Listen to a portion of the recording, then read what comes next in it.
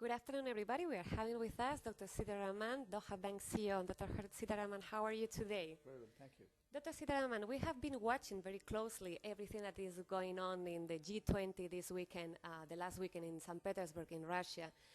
Why is so important this meeting, this summit for the corporate community? Or in other words, what is the role of the G20 in the corporate community? Very important role. See, the world is inclusive.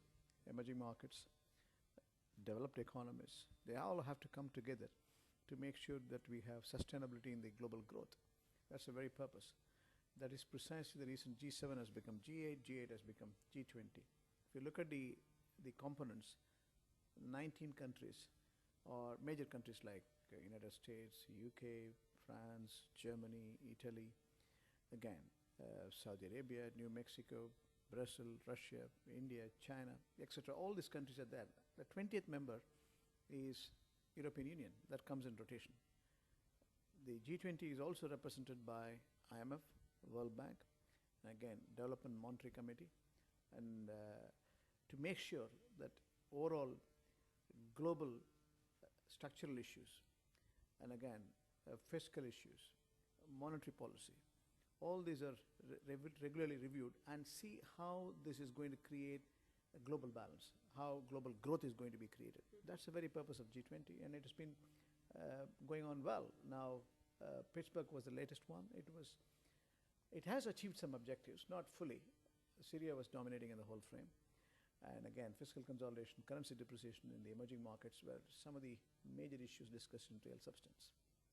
You just mentioned the representation of IMF to this summit. What has been the contribution of the IMF for this summit?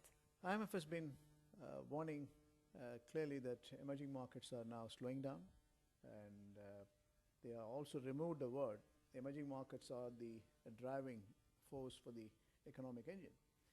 They are now, advanced economies are taking the front end. But at the same time, they have been warning clearly certain facts like the accommodative monetary policy, which has inflated the liquidity and also inflated the financial markets, including stocks, has to be moderated. It's all right as long as you have abnormal situations to recover. You have taken beyond normalcy, but you have to temper it. At some point of time, you have to bring back the normalcy once you achieve the global growth. That's one major mention. Second, they also clearly warn a definite policy for fiscal consolidation. And again, apart from excessive monetary policy, which has been accepted by some of the developed world, emerging markets also should intervene in the markets to protect their overall measurement mechanism, monitoring mechanism, to have price stability as well as the overall purchasing power parity. So they have enforced the cautions in abundance for both for developed world and developing world. It has been also discussed, you mentioned the emerging countries, the emerging markets. What about the fund rescue that they were discussing for the BRICS? Apparently it looks a little bit unclear. What is the structure of the fund? What is going to be the budget of the fund? Do you have a better understanding of these developments? Absolutely. See, the BRIC countries have to now clearly envisage a rescue fund. The reason why they have to do it, look at the currency depreciation we have seen after US started signaling they will be tempering the quantitative easing. We have seen the world financial markets are in turmoil, and again, currency depreciation is, except China, the rest of the countries have taken big beatings. It's Brazil, again, Russia, India, Indonesia, Thai baht. All these currencies have taken nosediving. Again, dollar is strengthening, rest of the currencies are weakening in double digits. That's not good. That's why they want to set up a rescue fund, 100 billion. 41 billion will come from China. And again, 18 billion will come from Brazil, Russia, and India. And 5 billion will come from South Africa. That's the scale at which they have fixed it. But they're going to work in close coordination with IMF. There has to be definite the conditions precedent for rescuing any country or any currency. And they add anything else on the currency side? They did. See, the bigger picture is competitive devaluation should be discouraged. What we have seen is the currency depreciation and the capital market volatility. Once the currency start depreciating, the investors, international community, hedge fund holders or private equity, where they saw the trend, they want to disinvest as silly as possible, and that is, taking a huge imbalance in the balance payments. And also clearly, the reflection on the stock market is huge. We have seen billions of dollars have been wiped out in no time. That's not what IMF wants. We also need, this is done simply because abnormal accommodative monetary policy. It is clearly the reflection of the currency deceleration. Once you stop bond buying program from the United States, then it will have a very big impact.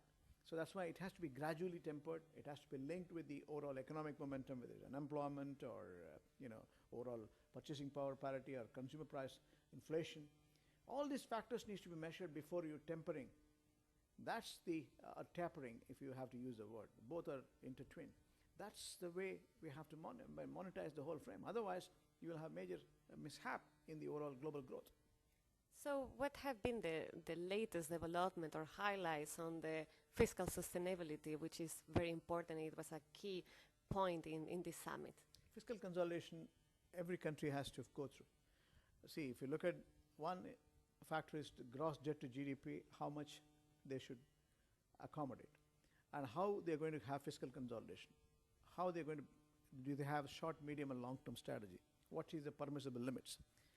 What is the overall deficit in current account as well as fiscal side will be reflecting, and what impact it will have into the overall the financial markets. These needs to be measured, and we have seen the reflection in United States. We have also seen a drawn-out policy for Europe, and Europe is also said to be recovering. We have seen signs of improvements, and again, emerging markets also should sit in fiscal consolidation as a structured drive. Structural reforms have to come in to make sure fiscal consolidation comes in and current account deficit is minimized. So to finish in general terms, what have been the biggest highlights in terms of global economy? The global economy today reeling under pressure. Still, definitely advanced economies have to do a lot to have fiscal consolidation, and monetary policy need to be normalized over the period of time. These are the challenges we have. As far as the advanced economies are concerned, they have to, develop the real growth, reduce the unemployment, ensuring purchasing power goes in track. And that's the reflection we are seeing. Emerging markets now have to, again, keep the momentum going to have the overall economic engines. That's the kind of, economic outlook we see in real substance as decided by the IMF and the G20 inclusive. Dr. Seetharaman, thank you very much for being with us.